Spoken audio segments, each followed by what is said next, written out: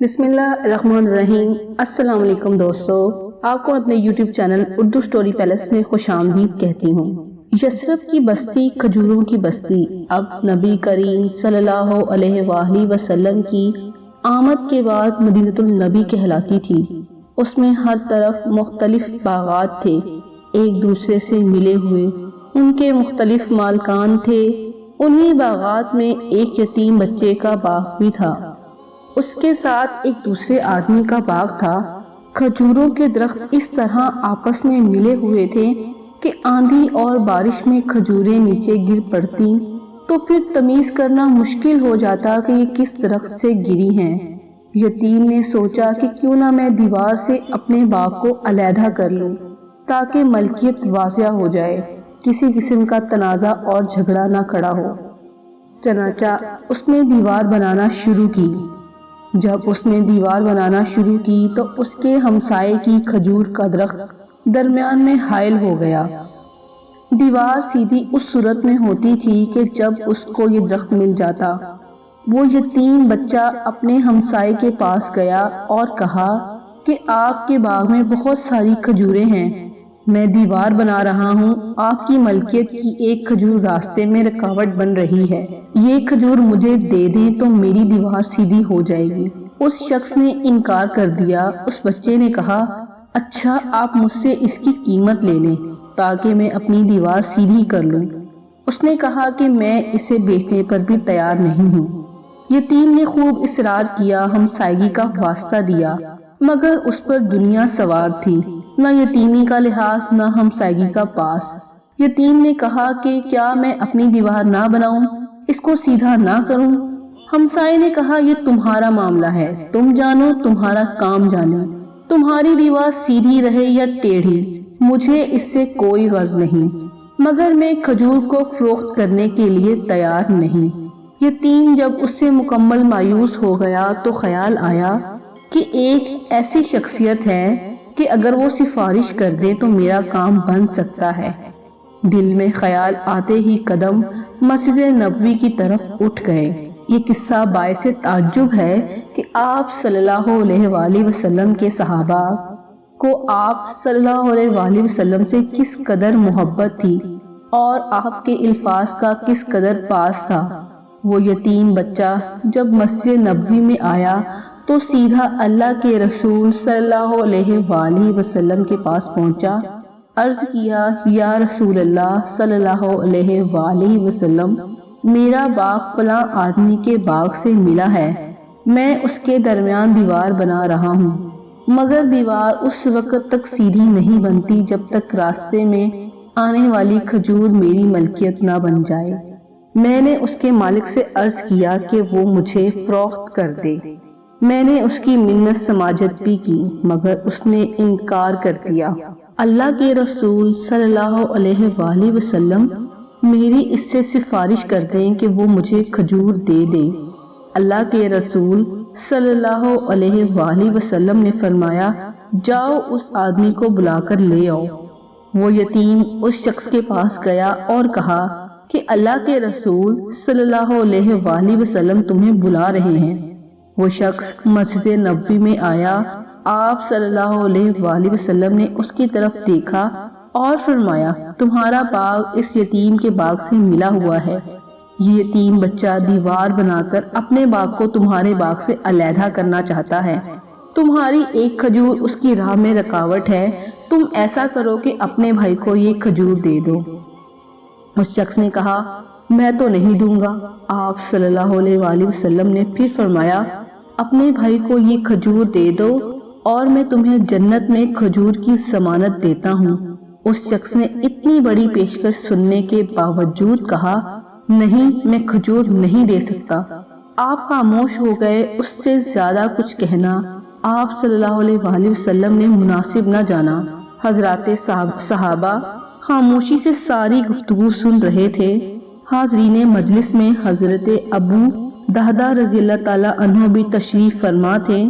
مدینہ میں ان کا بڑا خوبصورت باغ تھا۔ 600 کھجور کے درختوں پر مشتمل باغ اپنے پھل کے سبب بڑا مشہور تھا۔ اس باغ کی کھجوریں اعلیٰ قسم کی شمار ہوتی تھیں۔ منڈی میں ان کی بڑی شہرت تھی۔ مدینے کے بڑے بڑے تاجر اس بات کی حسرت اور خواہش کرتے تھے کہ کاش یہ باغ ان کی ملکیت ہوتا۔ ابو دہدہ رضی اللہ تعالی عنہ نے اس باغ کے وسط میں اپنا خوبصورت سا گھر تعمیر کر رکھا تھا۔ بیوی اور بچوں کے ساتھ وہیں رہائش پذیر تھے اور اس باغ میں میٹھے پانی کا کنواں بھی تھا۔ میٹھے پانی کے کنویں نے اس باغ کی اہمیت کو اور زیادہ بڑھا دیا تھا۔ ابو دہدہ رضی اللہ تعالی عنہ نے جب رسول اللہ صلی اللہ علیہ وآلہ وسلم کی پیشکش کو سنا تو دل میں خیال آیا کہ اس دنیا کا کیا ہے، آج نہیں تو کل مرنا ہے، اور پھر ہمیشہ کی زندگی عیش و آرام یا دکھ درد کی زندگی۔ اگر جنت میں ایک کھجور مجھے مل جائے تو کیا کہنے۔ آگے بڑھے اور کہا، اللہ کے رسول صلی اللہ علیہ وآلہ وسلم، یہ جو پیشکش آپ نے کی ہے صرف اس شخص کے لیے ہے، یا اگر میں اس آدمی سے اس کھجور کو خرید کر اس یتیم بچے کو دے دوں تو مجھے بھی جنت میں کھجور ملے گی؟ آپ صلی اللہ علیہ وآلہ وسلم نے فرمایا، تمہارے لیے بھی جنت میں کھجور کی ضمانت ہے۔ اب ابو دہدہ رضی اللہ تعالیٰ عنہ سوچنے لگے کہ ایسی کون سی چیز ہے جو میں اس شخص کو دے کر اس سے وہ کھجور خرید لوں اور پھر اس یتیم کو دے دوں۔ اور پھر انہوں نے ایک عجیب فیصلہ کیا اور اس آدمی سے مخاطب ہوتے ہوئے کہا، تم میرے باغ سے واقف ہو جس میں میرے 600 کھجوروں کے درخت، گھر اور کنواں ہیں؟ اس نے کہا، مدینے میں کون ہوگا جو اس باغ کو نہ جانتا ہو؟ کہا، تم ایسا کرو، میرا سارا باغ اس ایک کھجور کے بدلے میں لے لو۔ اس آدمی کو اپنے کانوں پر اعتبار نہ آیا۔ اس نے مڑ کر ابو دہدہ رضی اللہ تعالیٰ عنہ کی طرف دیکھا، پھر لوگوں کی طرف دیکھ کر گویا ہوا، سن رہے ہو ابو دہدہ کیا کہہ رہا ہے؟ ابو دہدہ رضی اللہ تعالیٰ عنہ نے پھر اپنی بات کو دہرایا، لوگوں کو اس پر گواہ بنایا۔ چنانچہ اس ایک کھجور کے بدلے میں اپنا سارا باغ، کنواں اور گھر اس آدمی کے حوالے کر دیا۔ جب اس کھجور کے مالک بن گئے تو اس یتیم بچے سے کہا، آج کے بعد وہ کھجور تمہاری ہے، میں نے تم کو تحفے میں دے دی، اب اپنی دیوار سیدھی بناؤ، اب تمہارے راستے میں کوئی رکاوٹ نہ ہوگی۔ اس کے بعد اللہ کے رسول صلی اللہ علیہ وآلہ وسلم کی طرف رخ کیا، عرض کیا، یا رسول اللہ صلی اللہ علیہ وآلہ وسلم، کیا اب میں جنت میں کھجور کا مستحق ہو گیا ہوں؟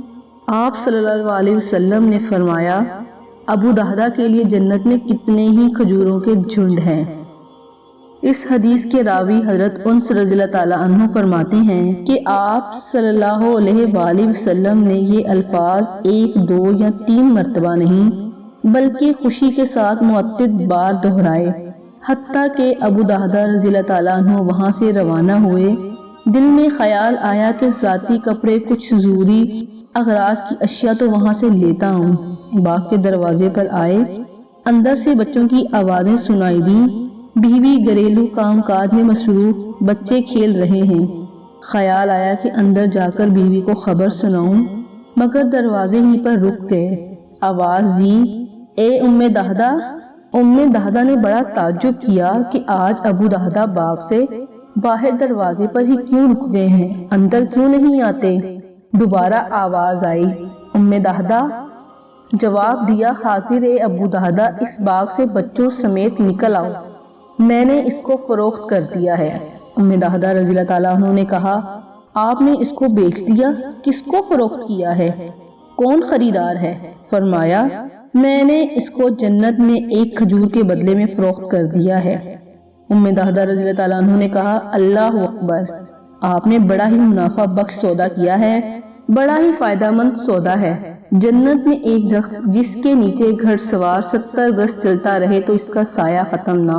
ابو دہدہ رضی اللہ تعالیٰ عنہ نے بچوں کو پکڑا، ان کی جیبوں کو ٹٹولا، جو کچھ ان میں تھا اس کو نکالا، کہا کہ اب یہ رب کا ہو گیا ہے، ہمارا نہیں، اور خالی ہاتھ باغ سے باہر آئیں۔ ابو دہدہ رضی اللہ تعالیٰ عنہ اور ام دہدہ رضی اللہ تعالیٰ عنہ کا یہ قدم، یہ کارنامہ کوئی معمولی نہیں۔ اللہ کے رسول صلی اللہ علیہ وآلہ وسلم کی خواہش کو پورا کرنے کے لیے اپنی سب سے قیمتی چیز رب کی راہ میں لٹا دیا۔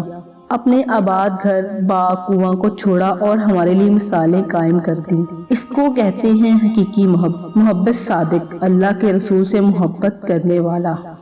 ابو درداء رضی اللہ تعالیٰ عنہ اور ام درداء رضی اللہ تعالیٰ عنہ، تم پر اللہ کی رحمت کی بارش ہو، تم نے کتنی قربانی اور احسار کا مظاہرہ کیا، بلا شبہ تمہارا یہ کارنامہ تاریخ میں سنہری حروف سے لکھا گیا ہے۔ جی دوستو، آپ کو یہ میری کہانی کیسی لگی ہے؟ اگر آپ کو پسند آئی ہو تو پلیز اس کو لائک اور شیئر ضرور کیجیے گا، اور اگر آپ نے ابھی تک میرے چینل کو سبسکرائب نہیں کیا ہے تو لازمی میرے چینل کو سبسکرائب کر دیجیے۔